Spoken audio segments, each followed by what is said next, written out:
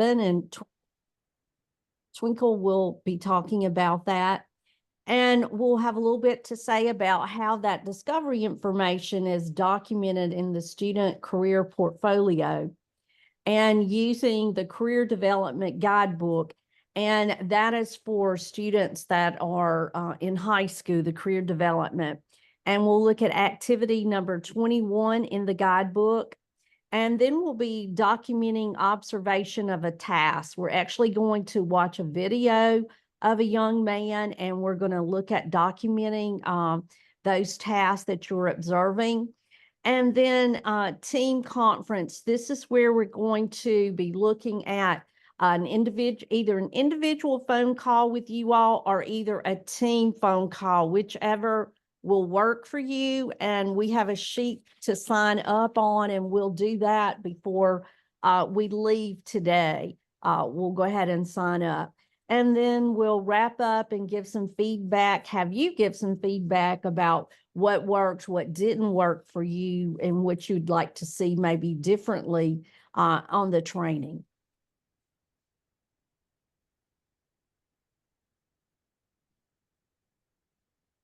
So at the conclusion of I'm sorry, Charlotte, go ahead.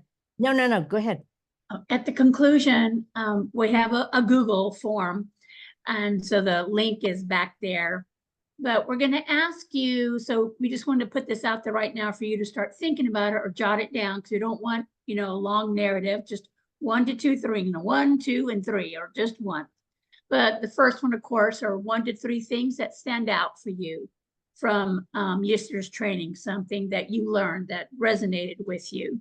And then the second question or inquiry is 1 to 3 things that you still would like more information or you still have questions about, so we can make sure and address it for next year or look at it.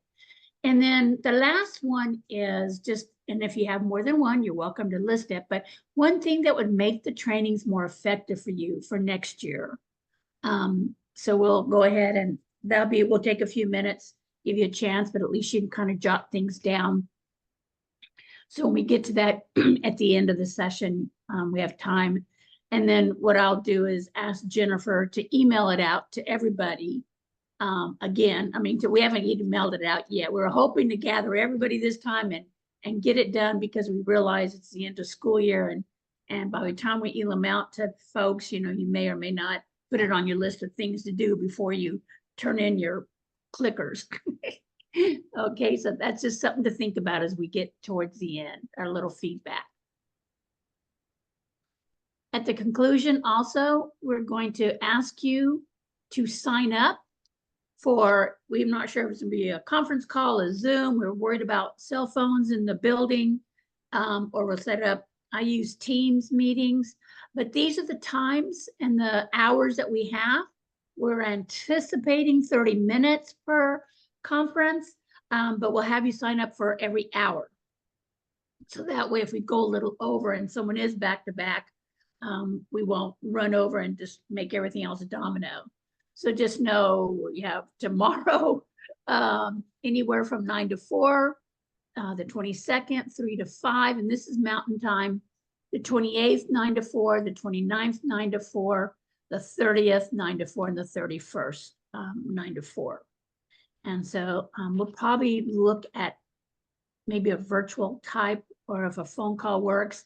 And then one of the things you need to think about, are we going to meet with individual, like the elementary people, the middle school people, or the high school people?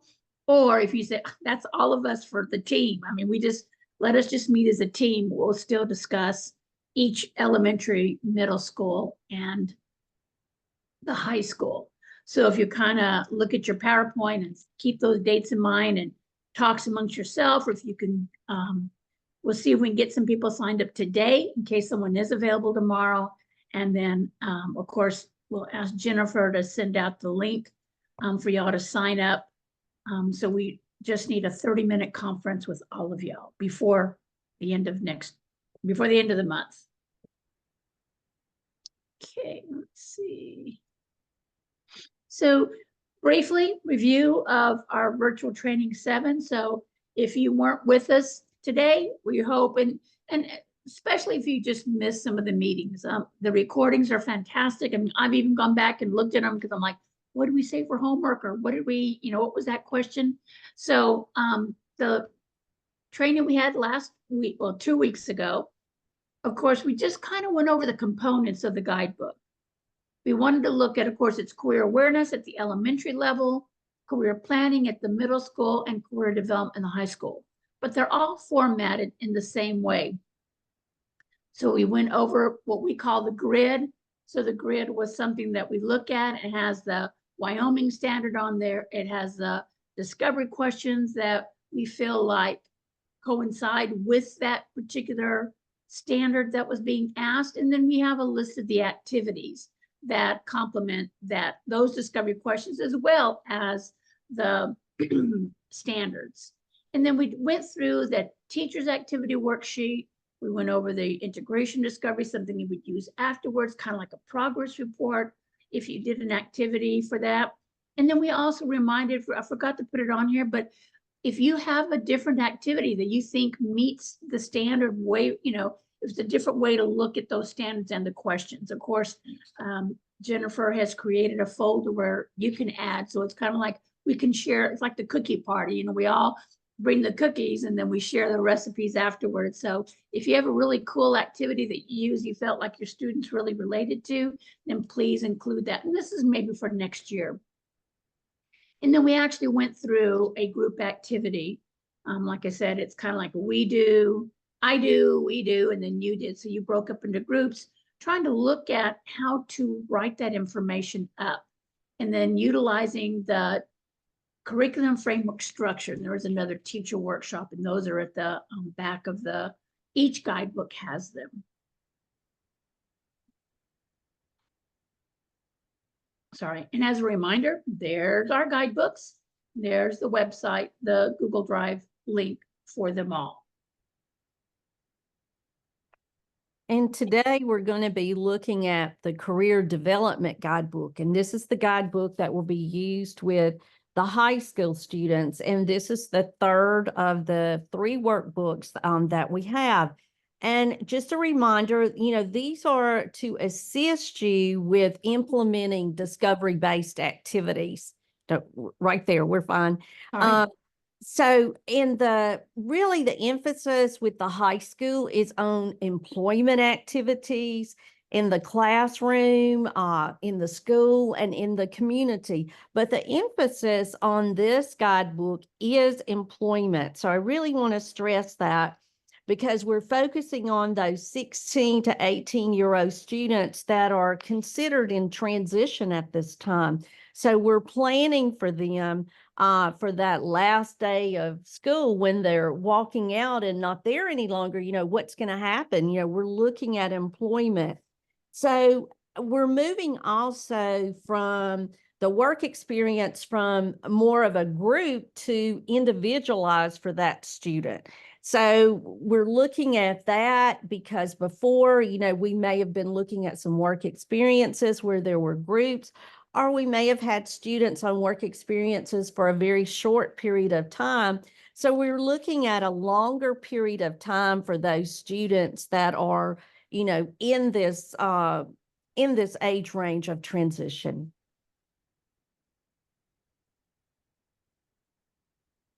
And looking at the infusion of discovery into the curriculum framework. We're looking at those career development activities. And again, as I just said a minute ago, that emphasis is on employment. So we're increasing that emphasis on getting to know that student through discovery, but in relation to community-based employment.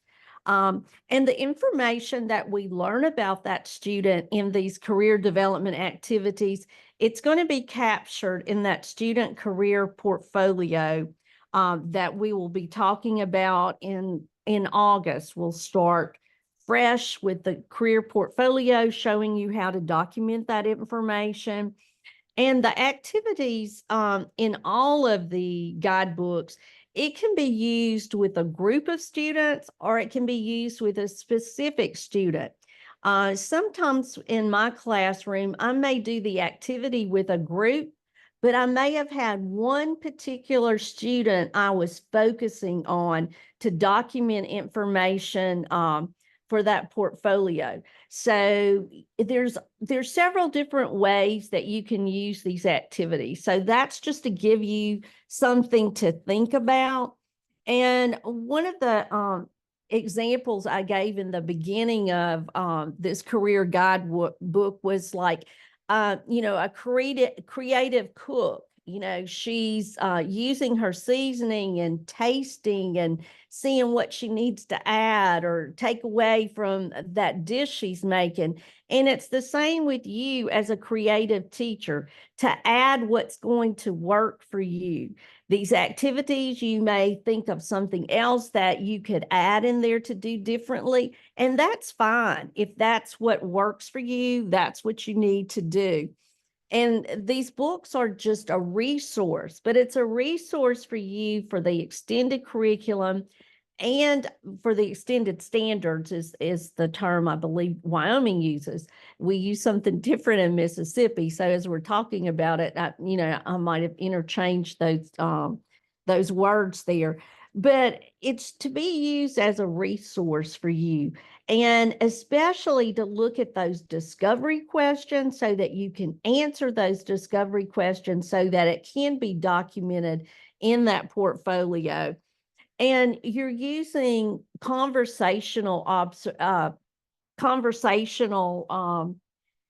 interviews with the students and their families. And there's a difference in just interviewing somebody and using conversation with them. And we talked about that, I know, last year in our discovery training that Randy and I did with you all. And also using observation in the school, in the community, and in the home. And again, if you're not able to go out in the home, looking at maybe a video the parent could make. So we're really looking at those students, what needs they have, what their strengths are, and especially what is their interest. And the next slide is looking at that teacher worksheet. And the teacher worksheet is something that goes with the activity so that you can document that information, and that information can be used for the younger students in the life book, but also used in the student career portfolio. But as you're looking at those teacher worksheets, you want to look at what the student's doing. You want to know what is the task. You want to describe what that task is that student's doing. And how does the student perform that task? Or how do they perform it in different environments is something that you would need to look at. What supports are needed for the task? Some students may not need any support. They may need some verbal prompts, or they may need a hand over hand. We need to know what those supports are that the students need. And then you're looking at the student's strengths, their abilities, and their interest in the task that they're doing. And who are the people that are involved in the task interaction? It may just be the teacher, it may be the teacher assistant, or there may be a peer that is doing the activity with the student. So this is information you would want to look at. And we also have given you a handout that looks at task description, and we have that for you also to use. And I think we've given it to you once before, but I know Twinkle also put it in her information for today also. And then that student career portfolio. This is where you're going to be documenting that discovery information. And the discovery information is going to answer those discovery questions. So in August, we'll be going through each section of that career portfolio. And Melinda has made like a cheat sheet to say, this activity answers questions that would go in this section. So we'll get into that again in August. And that career portfolio moves up grade to grade. When the student moves from 8th grade to 9th grade, it moves up and it's updated with each teacher. There may be some of the same information, the students' identification information where they live and all, that may not change at all. But there's other information that you're finding out about discovery, about knowing who that student is, and you're going to be documenting that in that student career portfolio. And then one of the wonderful things about it is it can be shared with an agency. Say it's a student in the 11th or 12th grade, and vocational rehab is going to be working with that student. You can hand over that student career portfolio, and that VR person has that information already about their interests, what their strengths are, what supports they're going to need. So what a wonderful document for you to have to share with vocational rehab, or if there's another agency that the student's going to be working with. And this is a wealth of information for those people to have. I mean, I would love to have had that, with some of the folks that I worked with. And I know in Louisiana, I trained vocational rehab counselors to actually do the process, and they were paid for so much for discovery, so much for the career portfolio, and then for placing the student on the job. So and I think Wyoming also is using the discovery process with their vocational rehab. And Callie could tell us more about that. But also it's used as an informal, age-appropriate transition assessment. And you know that you need a transition assessment to do that transition part of the IEP. So you already have the student career portfolio, so it can also be attached as that transition assessment to use. And Charlotte, if I may, and I might have mentioned that before, when Charlotte and Siva came to Texas and we did this team format, we had the Voc Rehab people, and we kind of did it reverse, because the Voc Rehab, back in the day, it was called Mental Health and Mental Retardation Agency. And so they were the ones that started using the customized employment, and then we brought it down to the school district level.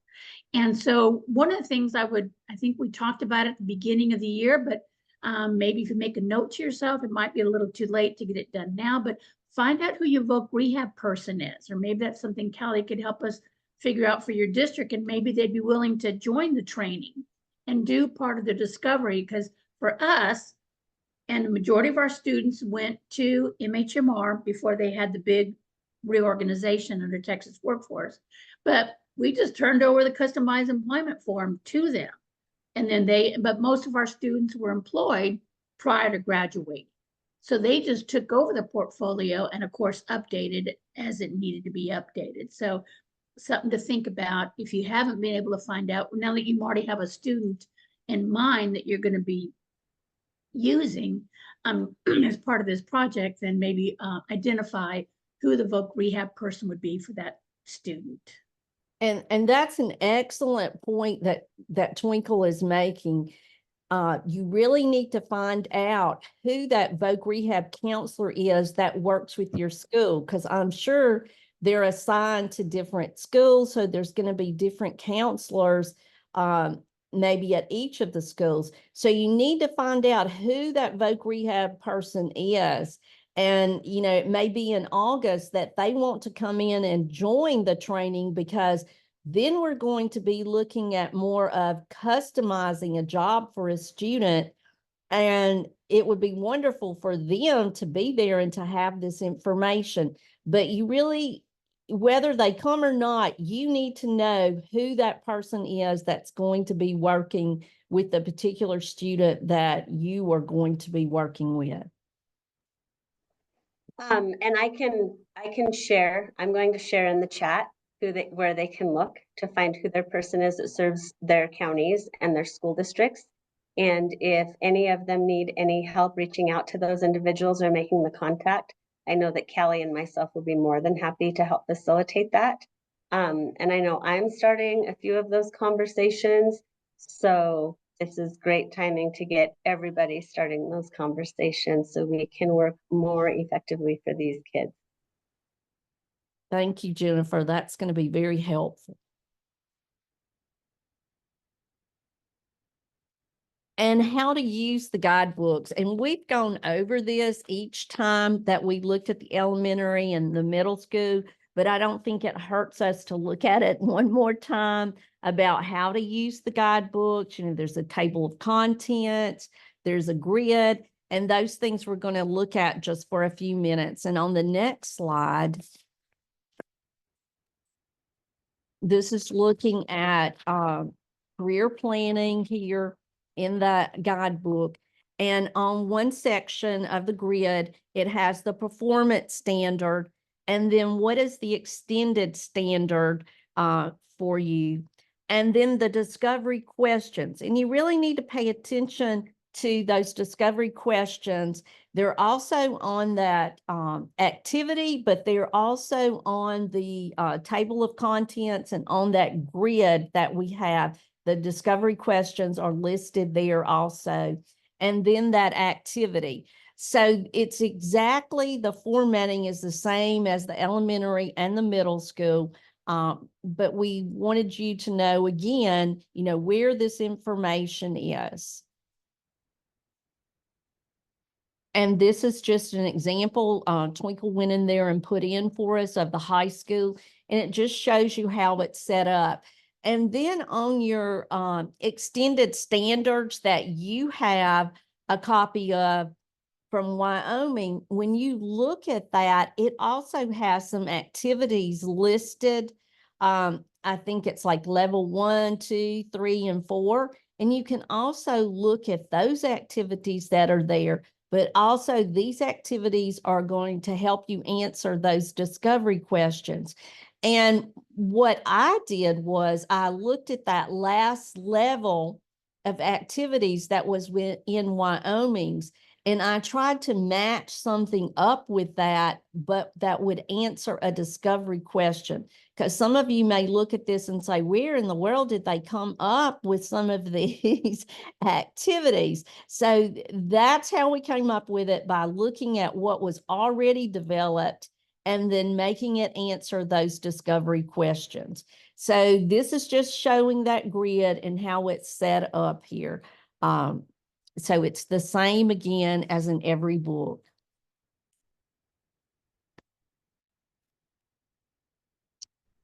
And this is where Twinkle or Melinda takes over with the activity.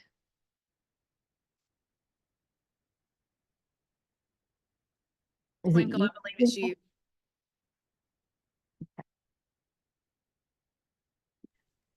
Okay, so earlier, if you want to go look at the guidebook or pull it out or just, I know, so we said we're specifically looking at career development.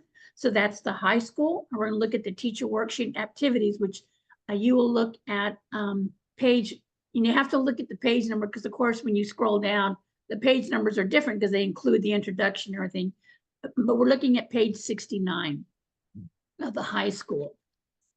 So this one is, and today we're just going to look at activity 21. So it falls under English Extended Standard for Writing. And the standard, of course, is writing informative or explanatory texts that convey ideas, concepts, and information. And the objective is the students will discuss hobbies or complete a chart that documents which hobbies they do with their family at home or in their community. And then in the discovery objective, it's we're discovering the student's information identified below by completing the A academic objective. This information is completed as part of the classroom, the student teachers, and then part of the student career portfolio. And the questions we hope that it will answer it through this activity is, what is an activity they do when they get home? What is an activity you do when you are in the cafeteria at your school? What hobbies do you do with your family at home or within your community? And they may need to understand the definition of the word hobby, and then who taught you the hobby, and then how long did it take you to learn the hobby. So this was the form that we had talked about. And Jennifer, if you could, I haven't been watching how many participants we have, but if you would have time to go ahead and put them in breakout while I just explain the form to them.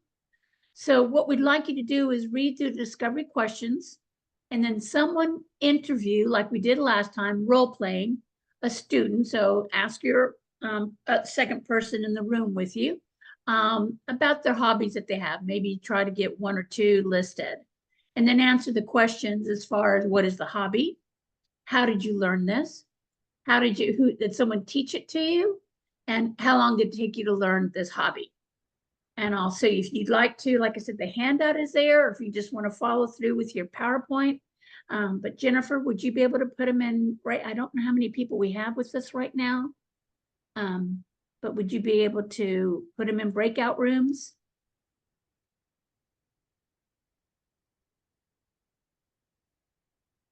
Maybe. Let me see. Is Jennifer there? I am now. I was Okay. early out, but I'm back in. Did you hear? Okay. If you could put I think we have, how many participants? Maybe 8 or mine. Well, I guess So- we're considered. Well, we have some districts together too. So yeah, we have Okay. So does anybody have any 1, 2, questions 3, before we 4, put you into a 5. breakout room? Yes, I can do a breakout room. 1 or 2. Okay.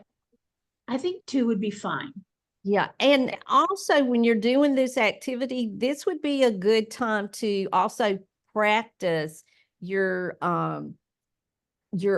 interview questions with a conversation with that person that's with you there, instead of just saying, how'd you learn this activity? You know, you're just reading it off. That's a good time for you to have that conversational interview with them.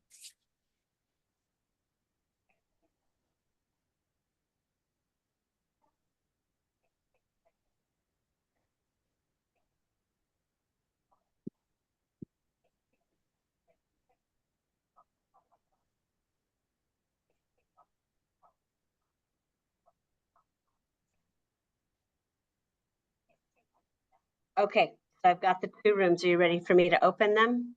Yes. Dr. Ross and Twinkle, I've put you in one of the rooms in case there's questions or, you know, they would like some support in facilitating that conversation. And Okay. Charlotte, I've added you to a room.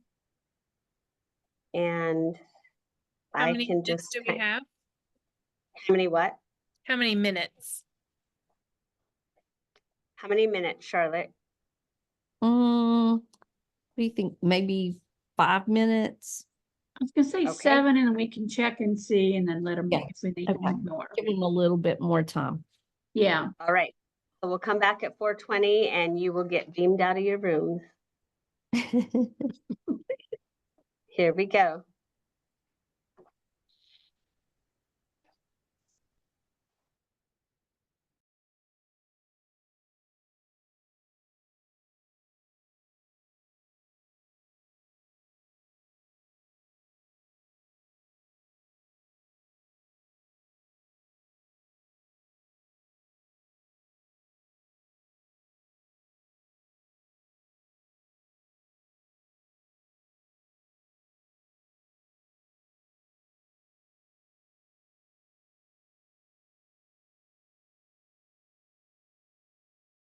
You put Twinkle and I in the same room? Yes, I know. Was that okay? Oh, I thought you wanted us in separate rooms. I have you and Twinkle in one and Charlotte in another. Oh, okay. All right. So how do I get back to that room? Can you beam me? I only know how to beam, not re-beam. Right. Let me look Okay. here. I am going to, let's see. Oh, wait. Okay. What if there's a join breakout room? Let me click on that, see what happens. Yes, yes.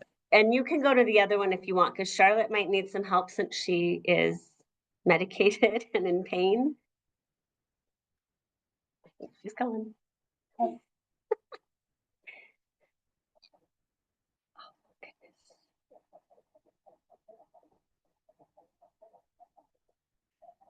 Like you said, the hotel took care of the printing. Oh, nice. So that's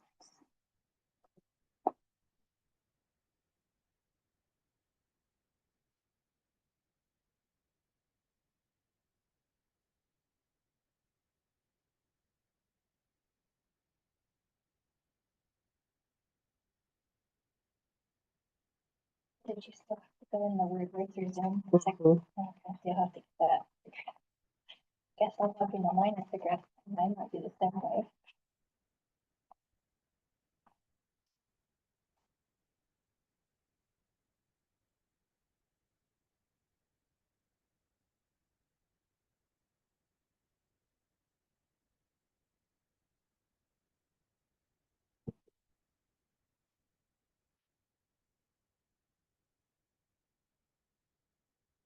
Always. There's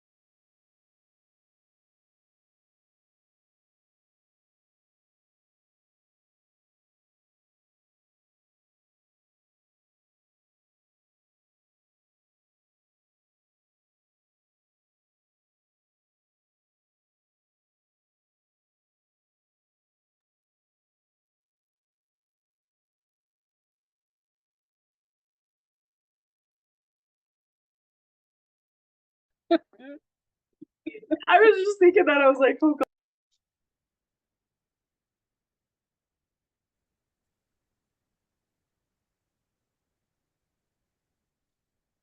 Okay, is everybody back? That was our group that was doing really well. We'll visit Grandpa's farm. So, Mandy, would you like to, or I'm sorry, what is your name? That's the teacher? Yes, and unmute. Stacy. Stacy, thank you, Stacy. Sorry. Stacy, do you want to talk about what because you went into you got two different hobbies out of that interview. You want to talk about it a little bit? Well, it was funny because we were just talking about one of my students that will be Mandy's will actually move up to Mandy next year. We were talking and I was like, this will be kind of hard for him. Like, be prepared that this will be a little bit hard for him because he's going to instantly tell you that it's computers and technology and that's all he likes. And so as soon as she said YouTube, I was like, oh, you dirty bugger. She did exactly what I thought. But yeah, like when I got to the end of all those questions, all of a sudden I was like, wait, I don't know what else to say. Like, I felt like I froze up a little bit. But it was kind of nice because once she talked about Minecraft, then I was like, okay, well, what is it about Minecraft that you like? Because I don't know much about Minecraft, but I do know that there's building and there's activities within Minecraft. And I thought, oh, well, maybe she'll go towards, I thought maybe she would go towards, building houses, or I like to build houses, or I like to do this, but she went towards animals. And so then that kind of let me kind of go into and see hobby. kind of where she was going with that, and found out that there was more to it than just playing on YouTube. So I think it's kind of a matter of kind of working through until you get kind of that usable hobby. Because at first I was like, YouTube? Yeah, but you did. Where am I going to help with YouTube? So what she ended up asking about Minecraft, and we just, because I would want to know a little bit more, but does she use a mouse or does she use a mouse pad and stuff? But it led to building a farm with animals, and she went back to talking about her grandparents and feeding the animals at her grandparents' farm. I mean, just the richness of it all. Just, it'd have to be a point where you have to close it and then talk about, so how do you know which foods that the animals need? And, so you'd want to delve into that a little more to talk about, oh, Grandpa sets it all up. I just, has the words written or has a picture of the animals, or I don't know. I just know which ones are for the chickens and which ones are for the goat. I mean, you see the richness of that initial interview. Yeah. Yeah, that'd be good. Yeah. Something else do you want to add to it in the group that you would have in the future if you're going to come back to that interview? It's a very quiet group. Okay, I'll let y'all go to. If I were the teacher, note that Grandpa's pretty special to her. And so Grandpa may be somebody that you want to interview and follow up with for more information. That's a good idea. Yeah, that'd be good. Thanks. It's good. Because I did write Grandpa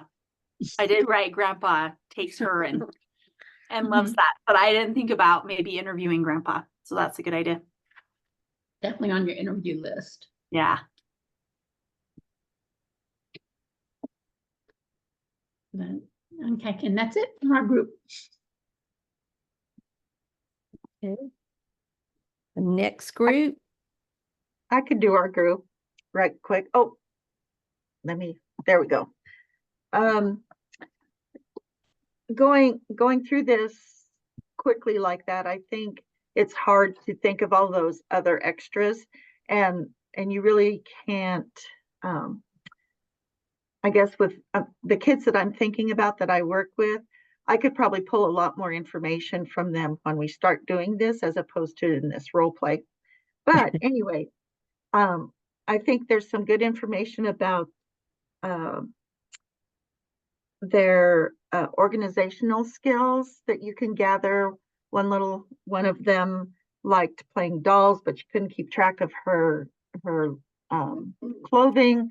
So then you'd find out more about what kind of organizational skills she has. And she played with her sisters. So then, like the others, yes, you'd want to interview the sisters. Does she put on the clothes by herself? Does she need help putting small items on? Those kinds of things. Then we also had diamond painting, and that would also lead to questions like, do you do this yourself? Got a YouTube demonstration on that one too. So I think that's probably the case for many kids. She got them for a birthday party, but I didn't go on to ask who she got them from, because that may have been an opportunity to ask someone, why did you choose diamond painting for her? And of course, brothers were key in playing videos, and again, more exploratory questions about what the games are. Are they where they have to run and jump over something, or are they just moving through the cars? I think it was Super Mario that was the preferred video. So I mean, I think in a short time, there's just a lot of information that I'm missing out on. But I think y'all did a great job.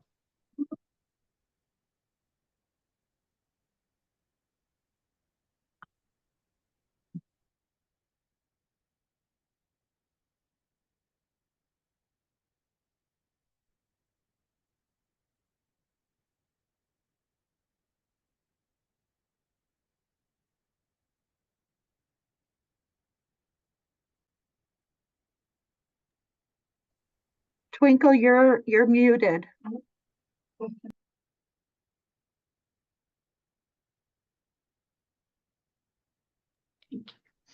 Okay, so again, sometimes those initial interviews or questioning or trying to find out, say, you're gonna, because I only have 10 minutes with you or 20 minutes with you, but it reminds me, make a note. I want to expand on this. I want to find out more about, how they figure out the chickens and stuff or the food. So let me go to, so now we're gonna go through observation to documentation. And Melinda, is this yours? Yes. Okay, I think we have a video first, right?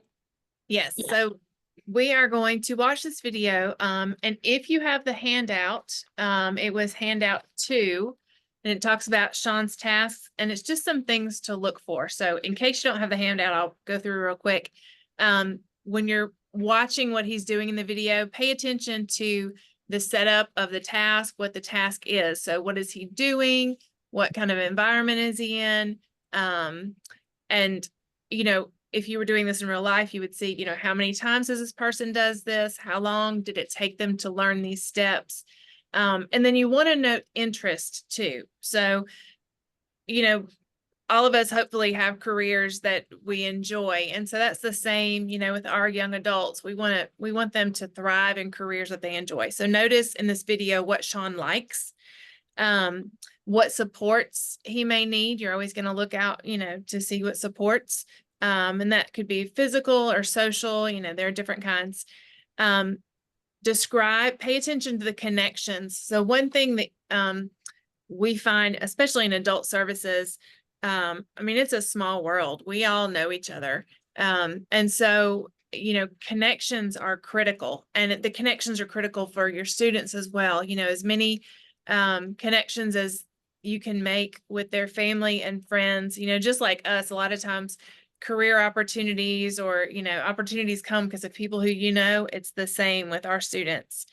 And then when you're actually documenting tasks and you're, whether it's a novel task or something that's planned, you're going to describe the performance as far as the pace of the task, the stamina of the student, what is the outcome quality? Do they just hurry up and get it done and then it's done? Or do they really take their time and do it correctly? And so you're also going to document correctness, and then how consistent are they? Are they doing something correct every single time? Or if they are having a bad day, we know it's going out the window and they're just going to rush and get it done. And then you want to notice, contributions of what the person is bringing to the table. So what experience they have with something, their skills, personality characteristics, assets, tools, And then, you know, if there's credentials or references, if we're talking about other people besides just our students. So just kind of pay attention to this video. And I know that's a lot to look for, but really just notice, if you were Sean's teacher or Sean's, you know, job coach or case manager, you know, notice all the nuances of what he enjoys and what kind of job he does and some potential connections that led him down this path.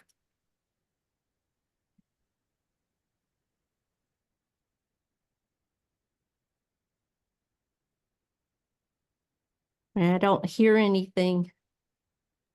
Uh-oh, we got it working a little while ago. Yeah.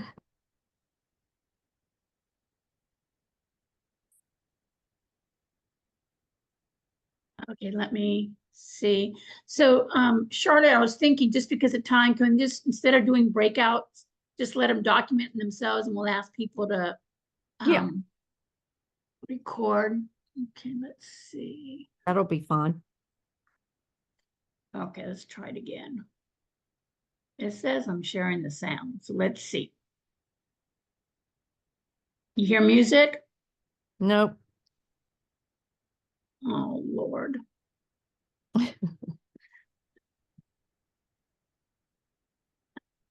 What did you do a few minutes ago?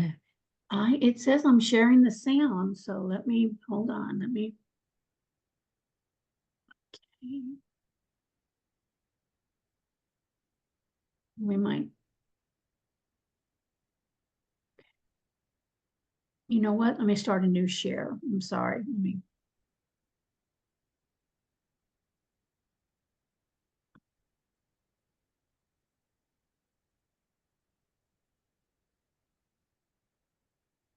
Are you hearing the music?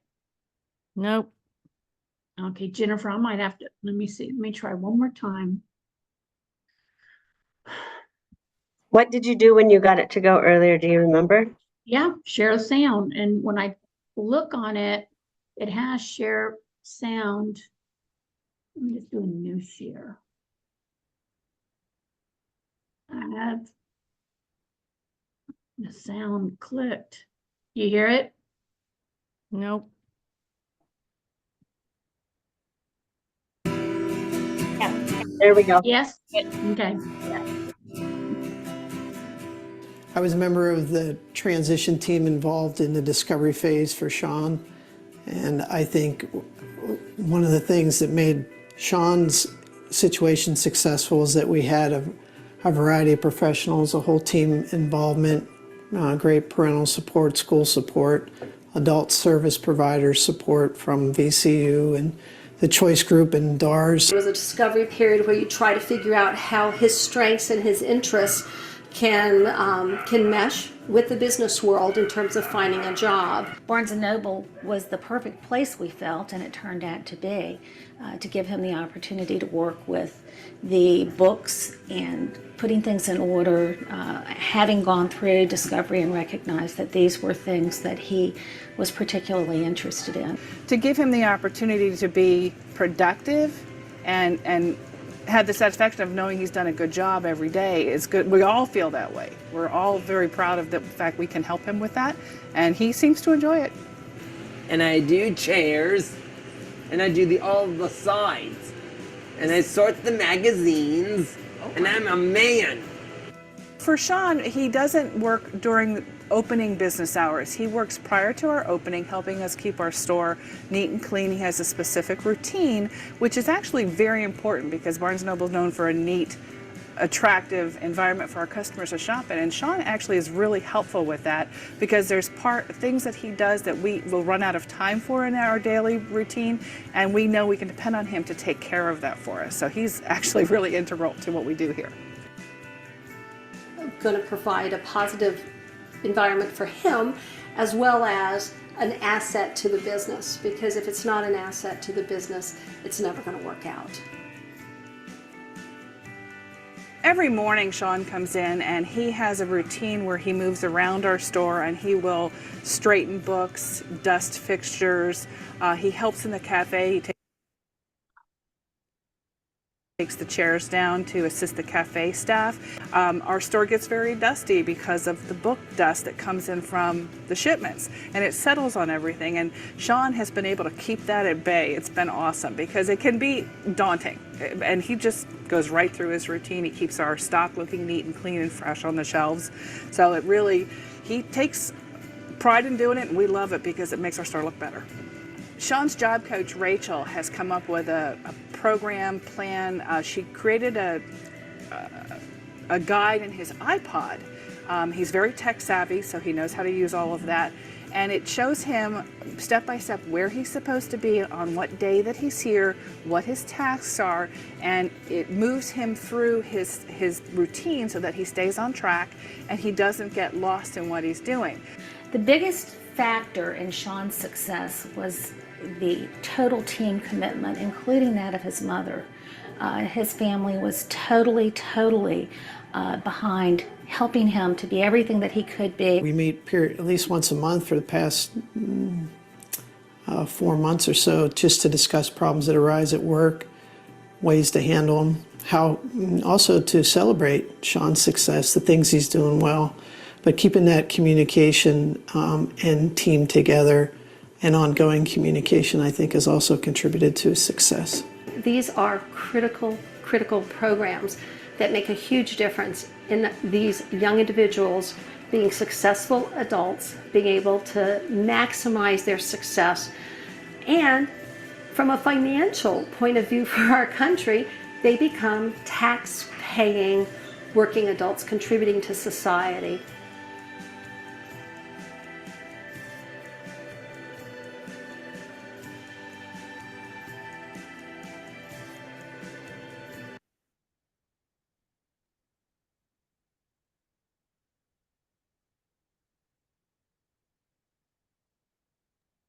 Okay, do we have any volunteers? Oh, now we have more sound. I know. And we're not going to do the breakout group. We're just doing it in a big group. Right. Okay, does somebody want to tell us what you saw as far as how is Sean completing some tasks?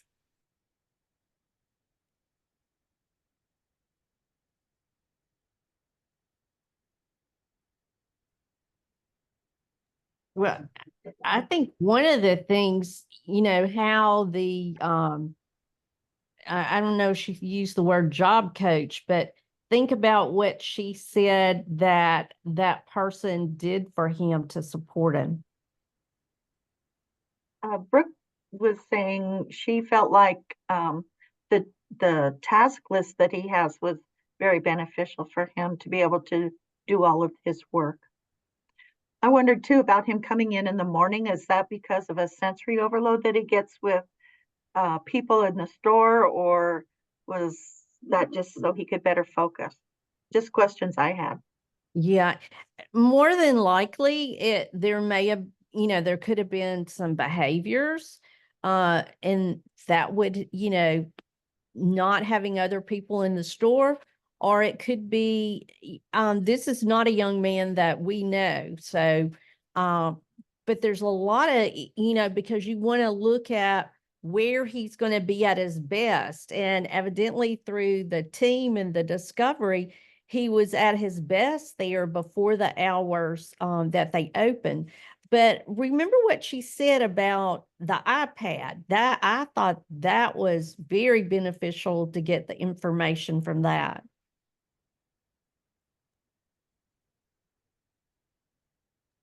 This doesn't have to do with Sean, but T and I watched a video of a car wash that was built for providing people with disabilities a career in that, and they use QR codes. And I think he'd probably be able to pick up on that as well and use QR codes in case he forgot what he was supposed to do with each task. I was just going to add too that I feel that he like the way the job was designed for him really suited him. Like he seems like maybe the type of kid who really needs order and symmetry and needs things to be just so. So him like rearranging the shelves and doing some cleaning seemed like a good match for him. And having him come in early allowed like the job to be very predictable for him. He probably had a repetitive sequence that he did every day. So I just felt like that was just a very good match for him. I like how they alluded to that match with, I mean, because when you think of discovery, you are looking for, community partners that have unmet needs that this individual's like talents and skills and interests can help to meet. And piggybacking on what you said there, it sounds like when you're watching him organize things and want everything just so, and it seems like that was an unmet need that they didn't necessarily have the time to be able to get done in their workday, but it was right up his alley, his interest level. You could hear the pride in his voice when he talked about it, and he is a man. That was Probably one of because, the things. That was one of the things I wrote down. He said, "I'm a man," and so to me, that was definitely an interest. I thought that it was nice that they talked about how much the group meets, because this is rarely a one and done gig. And so they kind of alluded to that there may have been some hiccups along the way. And so when you just meet and regroup and evaluate what is the issue and what's going on, and or did we miss something. I also really I thought that that his mom is presumably a small business owner. She can see a lot from the employer side. So when she understands the importance of unmet needs and, making the job relevant for both parties. And so that's really valuable too, because sometimes parents don't always see that. They just, they see their baby and their baby needs a job and he can come to your place. And what is the problem?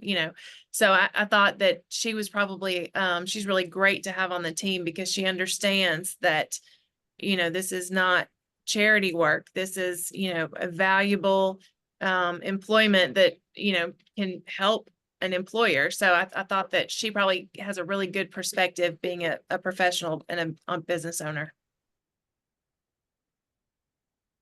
And one of the things I would have a curiosity about, but when they talk about the team, because at first I thought it was a school nurse, but I saw doctor something on it. So I'm like, She's a vet. Yeah, some sort, but somehow she knows him. I don't know if that's her, was that his mom? But again, there were several adults that team around this young man and provide support. So I think that's, again, just supports why you want this team format, because someone or everybody's gonna have something to contribute to help them just continue to be successful. I just made some assumption he's still in high school, I guess. I'm not sure.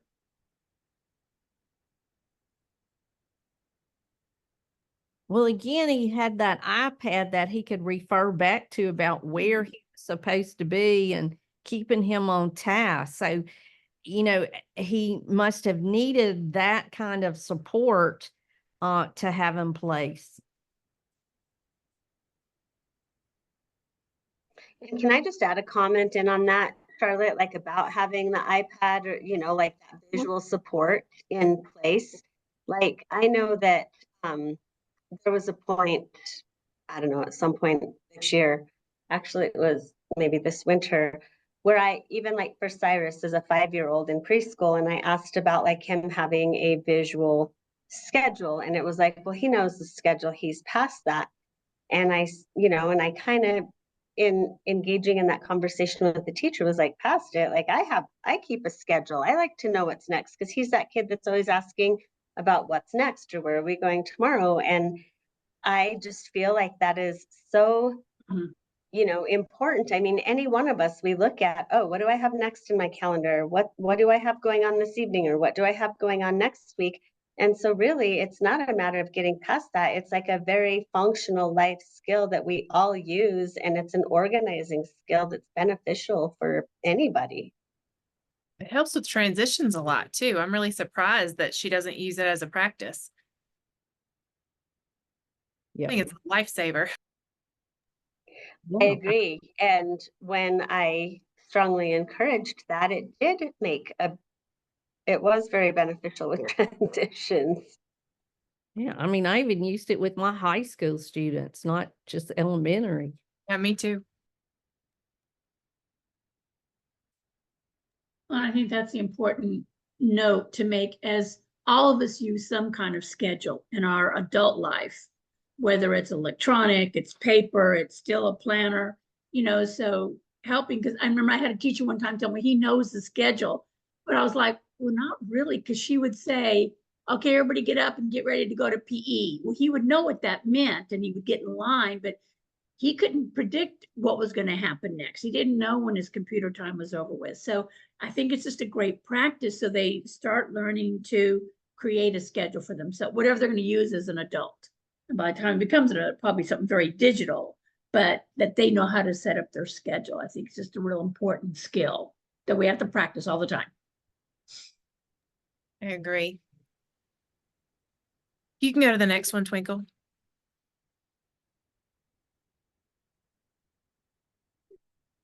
Okay, so in the career guide, the high school book, we are looking at activity 21, and we talked about that a little bit. So, and that's what we role played, but what we did as a group before we got here today, we looked at this video of Sean and we thought, well, what if we were his teachers when he was in high school and we had, tried to garner this information from this activity? What could that have potentially looked like? So again, this is activity 21. It's the same thing that we talked about a few minutes ago when we were role playing and Grandpa helped with the chickens. But we just thought about it from Sean's point of view. What are some potential discovery information that we could have gathered from this? So of course, when we're using that teacher worksheet, the discovery activity was to discuss the hobbies that the student does with their family at home or in the community. And then we wanted to say where they occurred. So in this particular scenario, the activity occurred in the special education classroom during activity time. So when you write your reflection, you really want to think back and just explain exactly what happened. So again, we are imagining that we were in this scenario with Sean when we were his teachers in high school. So this would have been my reflection. The teacher explained that 3 students would partner with each teacher assistant and discuss what types of activities they did for fun at home and in the community. Sean looked at his iPad and at his visual schedule and noted that it was activity time. The teacher explained that today, instead of playing a game in class, they would talk about what games and activities they did at home. Sean replied, "But it is activity time." The teacher responded that they would talk about hobbies with friends first, but then the activity would be show and tell. Sean sat with 2 peers and they each gave an example of hobbies they did at home. When it was Sean's turn, he said he liked playing with puzzles. When a peer interrupted and tried to interject that he too liked puzzles, Sean told him, "Wait your turn, please." That tells you a lot about Sean. Sean then reported that he learned to play with puzzles from his friend Amy. And then since I know that Amy is actually his OT, I just put that in parentheses. Sean said that he likes to match the pieces by color and shape, but Amy likes for him to put them together the other way.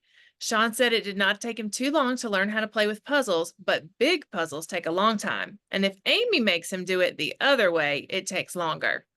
The TA modeled how to complete the hobby chart for Sean on the whiteboard, and Sean copied the information onto his chart on his lap desk. It took about 10 minutes to discuss and write. When Sean was finished, he announced, "Bobby, it's your turn."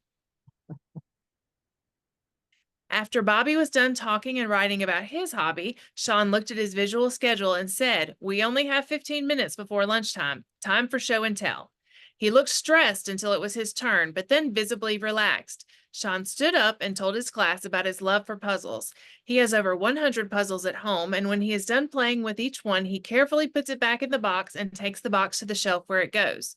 When the bell rang for lunch, Sean collected the whiteboards from his peers and stacked them on the shelf as he exited to the cafeteria. So just by having that conversation, we learned a lot about Sean just in that activity. You learned a lot about your students, just when you go into an activity intentionally and know what you're looking for, you learn a lot. So this would have been my summary. Sean follows verbal directions to complete a task. Sean relies on his visual schedule and the clock to indicate what activity should be happening. Sean does not initiate writing new information, but will follow an example. Sean can read and will present information to familiar peers. Sean interacts with peers, but generally prefers solitary activities to group activities. Sean likes to be organized and is a willing helper, especially when helping means categorizing or reducing clutter in his environment. So that activity told us a lot of valuable information that could later be used to get, to create a job like Sean's Barnes & Noble job. So do you have discussion? Do you have questions, observations? What do you think?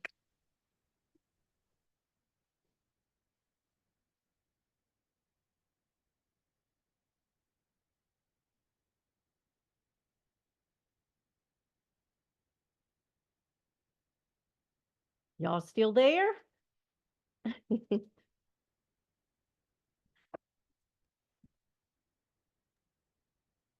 Could you see yourself doing this activity, or is there something that, is there part of this that seems more difficult or less valuable? What are you thinking?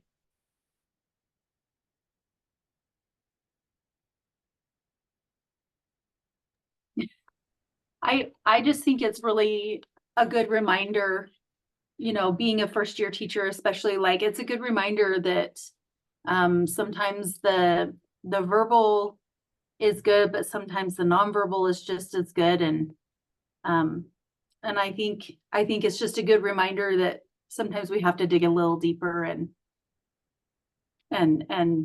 so I'm grateful for the reminder.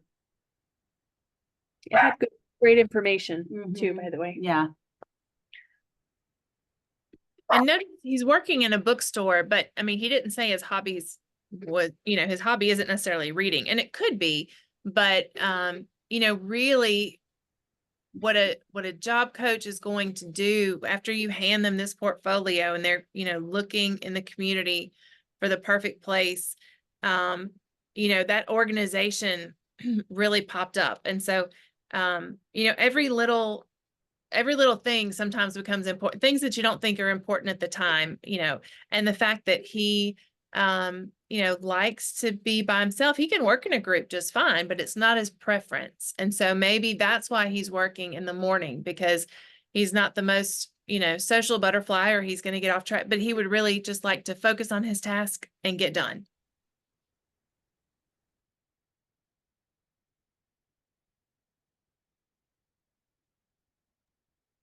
Twinkle, I think we can move on.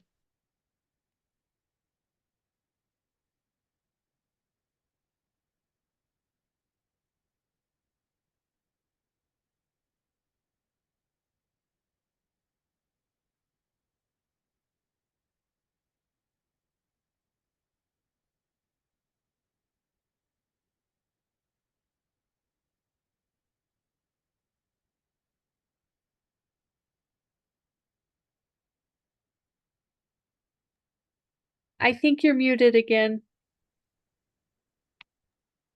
I didn't use my second computer today, so I keep forgetting.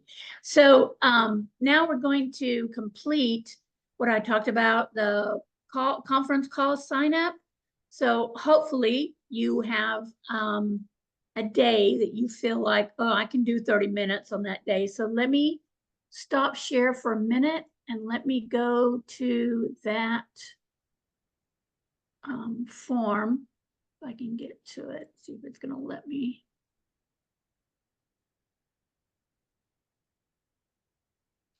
Well, maybe it's not going to let me. I think the gremlins are out today because they're messing with me. Okay, so take a look at, hopefully, however you see your handout. If you'll take a look at it, I'm going to bring it to, and what I'm going to do is I'm going to go by the sign-in sheet that I have. So who's here today?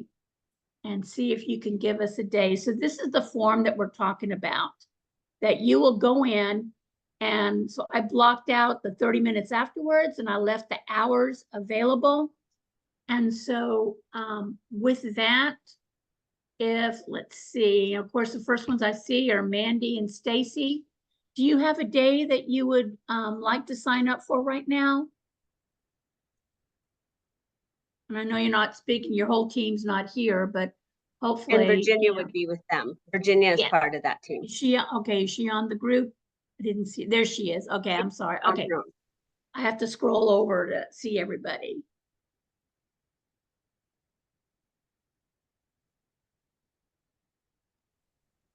Okay. Virginia, maybe you can help us out with your schedule. We're kind of assuming that maybe the afternoon would be better for Virginia. Just after school. I even with my glasses, I can't really. These are dates in May. Does that all say 5? Yes. 22? Yes. Okay. So it's either tomorrow, and that's available from 9 to 4. And then She's gone tomorrow. Huh? Mandy's gone tomorrow. She's going to a field trip. Yeah. And then I'm Okay. gone Wednesday. Okay. So Tuesday, Thursday, or Friday will. The 28th, 29th, 30th, or 31st. And then last day of school is on Friday.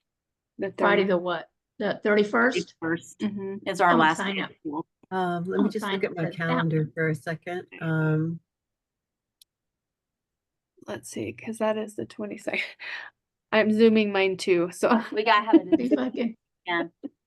And these are so that's hour sessions. Half hour. We're hoping for 30 minutes, but Can- the possibility exists. You Can know, that that it one could- do Wednesday at 3? can you give me the date? 5/22. 5/22, and that's Karen. Yes, Karen, Okay. Tia, Brooke. so Three next week, It's anything. so hard to do it at 3 o'clock. 4 o'clock would be not ideal. Okay. Okay. Oh, Okay. And Okay. do you call us or do we call you or are we doing a Zoom meeting? Well, we've got some options. We were concerned about phone calls. In some buildings, you can answer your phone, some you can't.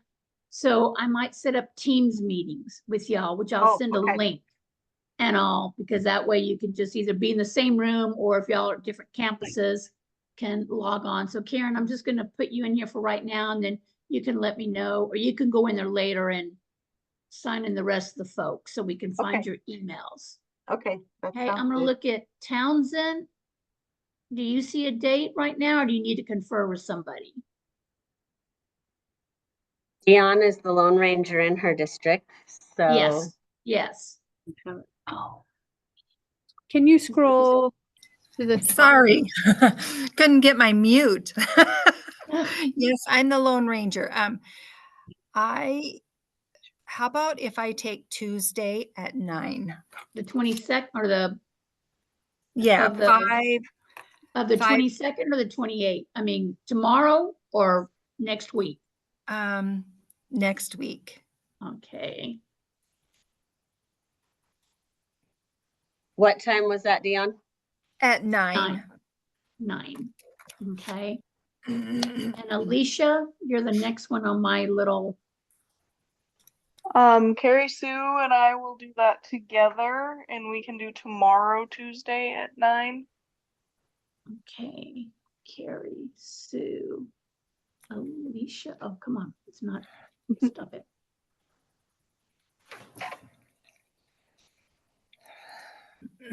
Okay, it's not letting me.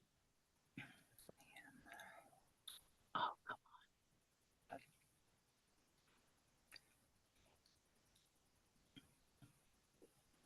on. Okay, and then I'll look up y'all's emails to send you the, now, Charlotte, your dates haven't changed from when you gave me this, did you? I mean, nothing else has changed. Your times are still the same? Yeah.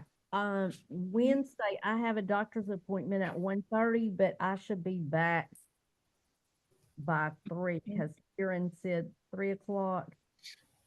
I should be Oh. back. Okay, let me knock that out, just, so Karen, did you say 3 o'clock tomorrow? 3 o'clock on Wednesday, the 22nd.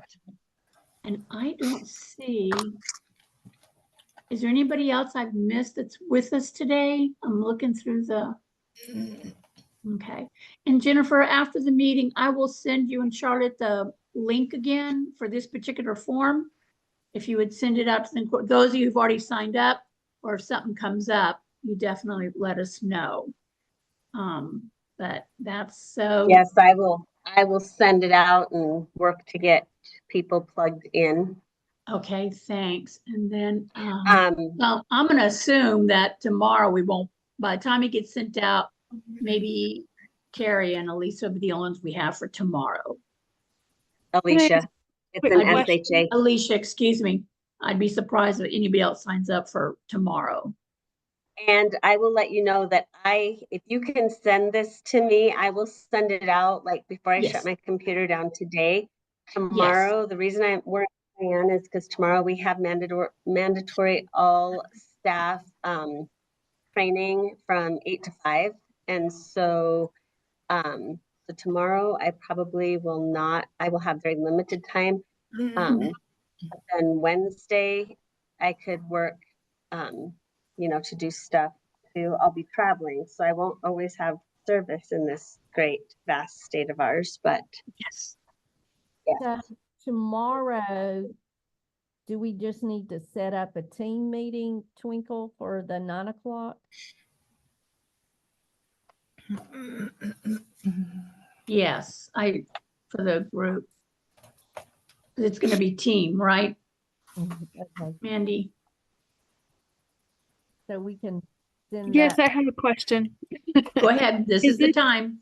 Is this to meet with our DVD person? DVR representative? No. I mean, if you want to find them beforehand, but this is just with Charlotte. Oh, okay. So this is just with Charlotte. Yeah, just to Okay, figure I out where thought we're this was at. with DVR, and I thought, okay, we better check that out. No, so we can get a plan going here about, you know, who's doing what, you know, just to have a conversation with you all individually. Okay. Let me go back to the PowerPoint. Thank y'all. We just wanted to get some commitments going because sometimes it's hard when we send out an email, we don't see any response back. So we're hoping to get some things tightened up today. So thank you for that last minute thing. Then what we wanted to do, so for right now, if I understand correctly, unless somebody wants to, and Jennifer, you include the email, what I'm hearing is we're just going to meet as a team. We're not going to have an elementary conference, a middle school conference, and a high school conference. Is that what I'm hearing from the people that signed up today? Especially, I mean, if you're the Lone Ranger. Okay, so we'll just do a district team check-in. Okay, so these are, and we're going to double check the people that we have on this, but we'll go through the life book and just double check. Again, we're going to double check with your media releases. I did see some more media releases uploaded, so thank you for that. And let's see there. Okay, so here comes the last part that we talked, those 3 points that we asked you to complete at the beginning of this, things to think about. So if you would take does everybody have access to a computer right now? Are you seeing the form right now? Mm-hmm. Can y'all access and we won't know who writes what. It's not set up to collect emails or anything. It just collects responses. So if you would take a few minutes now and go ahead and go to this link that was on the PowerPoint and answer those 3 questions. And for the last one, listen, one thing that makes the training more effective, if you don't have any ideas today, just type none and I'll know that you did at least look at it. So we'll take a few minutes for that.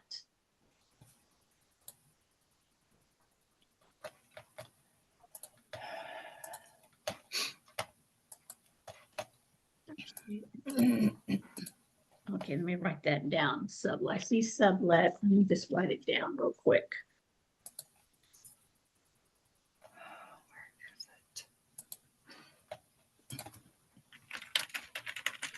Okay. Sublet. Is it Virginia? It says sublet can do Thursday at 10:30. Yes, yeah. You mean for October? We're just talking Oh, about no, That's no, okay. I meant May. I don't know what I'm thinking about. next Thursday. Yes. Okay. Like, man, your calendar's already that put together. 9:30 to 10. Yeah, then that was We just a could do- typo. Okay, if we could do 10 o'clock, I'll go in and jot you down just in case someone signs up for 9 o'clock. Okay. And then we hope Yeah, to the be done by 9:30 was better for us, but if not, we can do the 10. Oh, it is? Yeah. Okay. Well, then let's give it a shot and hopefully no one will sign up for the 10 o'clock slot. If it's better for y'all, let's try to get that done. I'll go black out the 10 o'clock so no one else signs up for it right after y'all. Okay. And that's Mountain Time, right? Yes. Which means Twinkle, is this Google form we have access to, or you should. okay, so Did it not let you get in there? we were scheduling, so I was a little Oh, okay. And I'm only, like I said, our responses have been minimal when we say, you have till next week to fill it out. So today I really wanted to get some things out. And again, this will be something else, Jennifer, I'll ask you to send out to the participants again. And if you've already completed it, you shouldn't be able to complete it again. But let me know.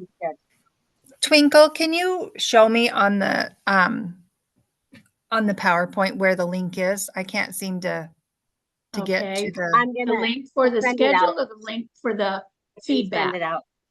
Okay. The address on your PowerPoint is not hyperlinked, so we just had to copy and paste it into Oh, into the Okay, let window. me. Okay. If Got that it. helps Okay. anybody.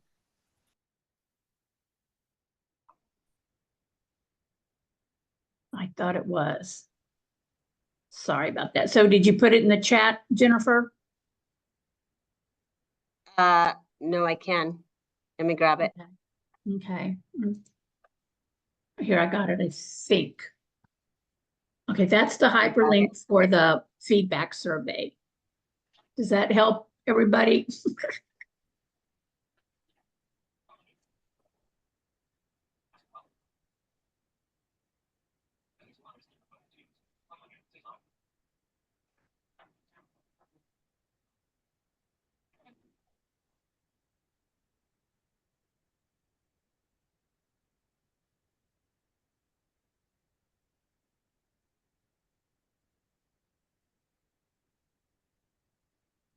And then Mandy or Stacy, whoever, Stacy, if you need to go fill it out afterwards, you can do it.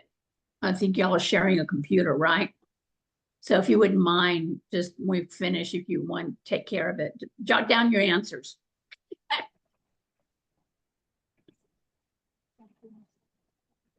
So is everybody else be able to access it now? The link doesn't work for me. Are you in there now, Virginia, or no? It still doesn't work?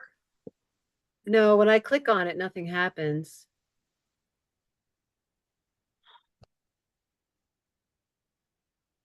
Okay, Melinda, can you try and see? I mean, do you But get in it, maybe- Jennifer? Is it in the drive?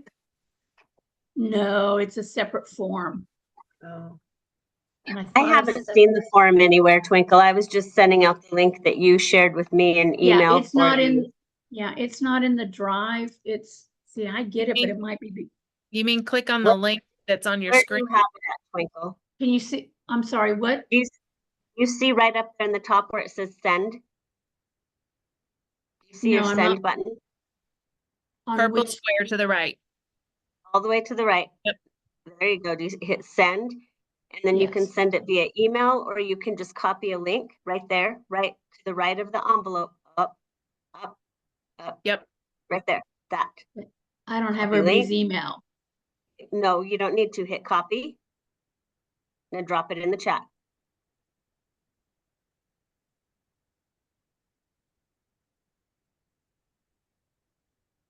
You copied it, now drop it in the chat. It's there. Look at you go. There it Okay. is. Now we can all open it up. Those good natural supports. I tell you, you want to write up a profile for me? When using Google, Twinkle. Well, Twinkle, I think if we placed you with an IT team, that would be about like what we currently do with some of our students for post-secondary employment. Yes. Very much so. Yes. I have a lot. I tried to do the schedule, but it kept linking to my personal calendar and I didn't want that. And I just couldn't get it to do a separate appointment schedule. And I didn't want to go do it in my Outlook. It was just so I created a form, but Okay, so I did just email the form to our missing team members also. okay. Okay. That you emailed me, or the schedule to fill in their time. And I asked them to fill in a time by the end of the day tomorrow. Okay. So does anybody else need a bit more time for the feedback form? Yes. Okay. Thank you. You got it.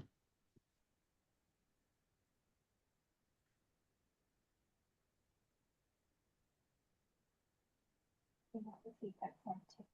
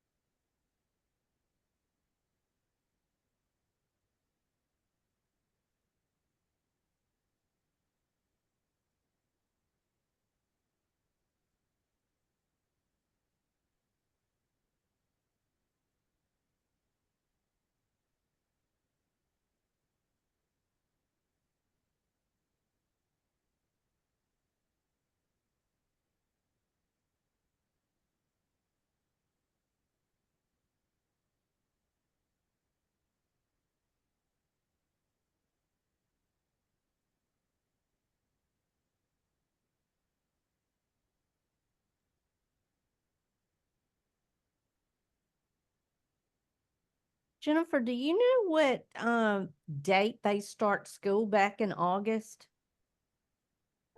Every district has a different calendar, but at the WDE, we have, I can share the link with you for all of the district calendars. Then you can look at our involved districts. Okay. And that was something we asked them a couple of sessions ago, Jennifer, to upload their district count if they had one. If you wanna, when you send, some people Most already likely- uploaded it. Yeah. Okay, yeah, most likely they all have them at this point in the game. Most districts function a couple years out. Uh-huh. Okay. You just make a note to remind them to upload it. And then, woohoo. Let's see. I'm counting the responses. Oh my, okay, one more. Jennifer, I was not Yes. able to upload anything into my district folder. Say why? Let me go back and look at the. Let me look here for you. Okay, let me ask again. Does anybody need a few more minutes? Or are we all good? You've gotten what you done, or you elected to do it at a later date? Are we good? Beyond now, try. I have Okay. forgotten to open up the restricted access, but now you should be good. So if not, please let me know. That was Okay. on me. Just making sure I'm not losing it. No, that was me. I'm so sorry. See what's the chat. I can finish it offline. Okay, thank you. Well, then I'm going to close that for right now. Try to go back to our PowerPoint. And so what I'd like to do at this time, I have my closing video. And of course, I found this online, but when I listened to it, I just felt like it said so much about what we're trying to do with our students as far as discovering how they are being. So if you don't mind, a few more minutes, give me some time. Let me see if it's going to let me. Okay, share sound. So I hope someone, Mandy, I see you right on my screen. If you'll give me a thumbs up if you can hear the sound. My twin brother was asked to sing at his Yes? graduation last year, so I decided to one-up him and give a speech. He's actually graduating from his master's program next week, and both of us are continuing to grapple with the same question that everyone has been asking us: what are you going to do next? As I'm sure all of you have been asked the same exact question, what are you going to do? That's a very different question from who are you going to be? Oh, gosh, sorry. Oh.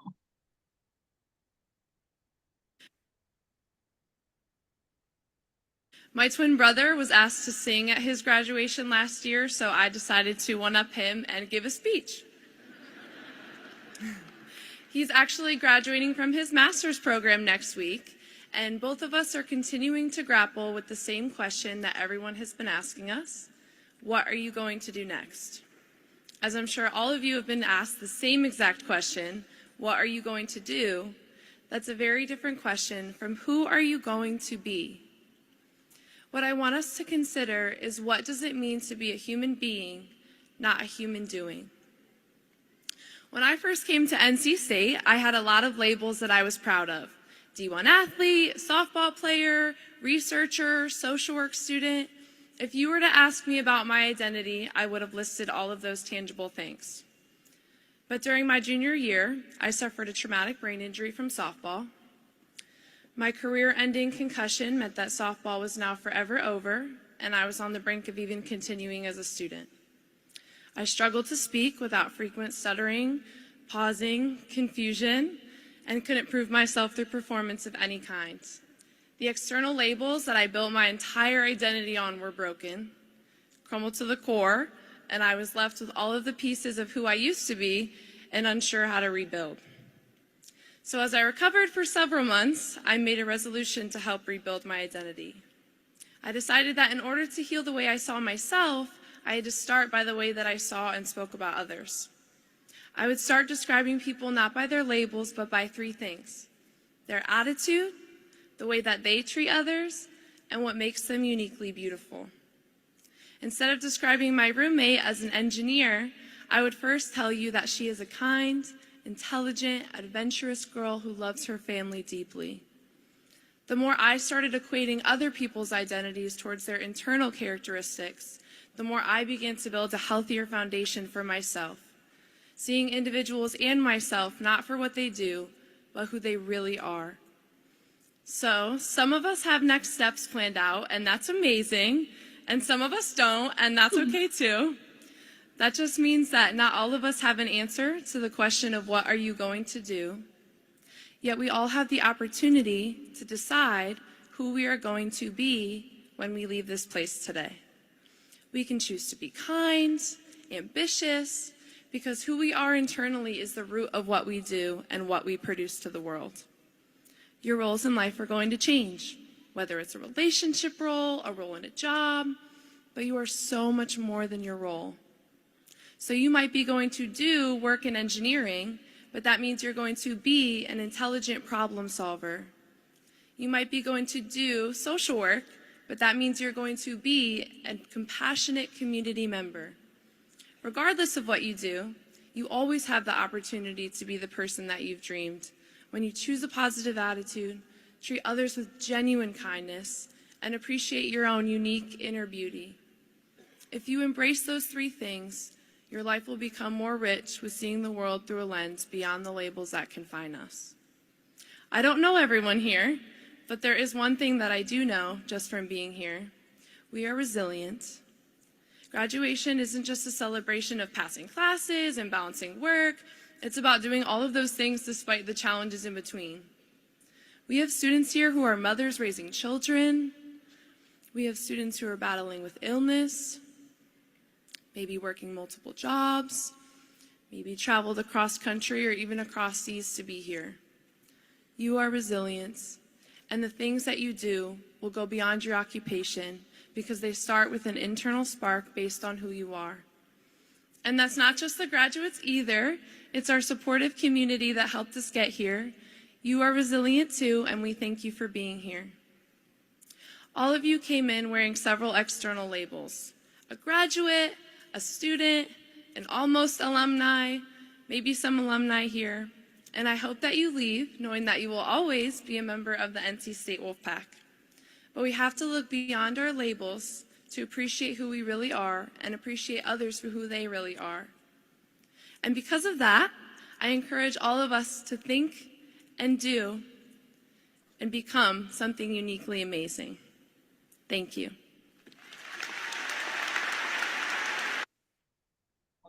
So I hope you see why I chose that video, because I think that's what we do through the discovery process, is finding out our students and like those attributes that she had, that, you know, to make sure our attitude and the way we treat others, and of course, looking at our unique beauty. And I think that's all part of the discovery process. So with that, I have lost y'all. I don't know where it's gone. But we're here. Have a great summer. Rest, relax, and recharge. And as we would say in Texas, see y'all in the fall. Charlotte, it's yours. I appreciate all of y'all hanging in there with us, and I'm really looking forward to starting in August, because we have some real exciting things to do as far as looking at customizing a job for the student that you're working with. And we can pinpoint things down when we have our individual calls this week and next week. So I just want to thank all of you for being here, and Melinda and Twinkle for all that you do. I mean, Twinkle is our tech person. Couldn't do it without her. And Melinda's done a great job also. So I want to thank all of you, and Jennifer for the support and all that you give us. I want to thank each of you, the trainers, for all of the wealth of information and knowledge that you share with us and the passion that you bring to it. And I want to share each of you, the participants and the trainees that are on and that continue to come along with us in this journey to better serve our students of transition age, and the work that you do day in and day out, and then you still stay longer so that you can join us for this. So thank you for that. And thank you, Laurel. Thank you, guys.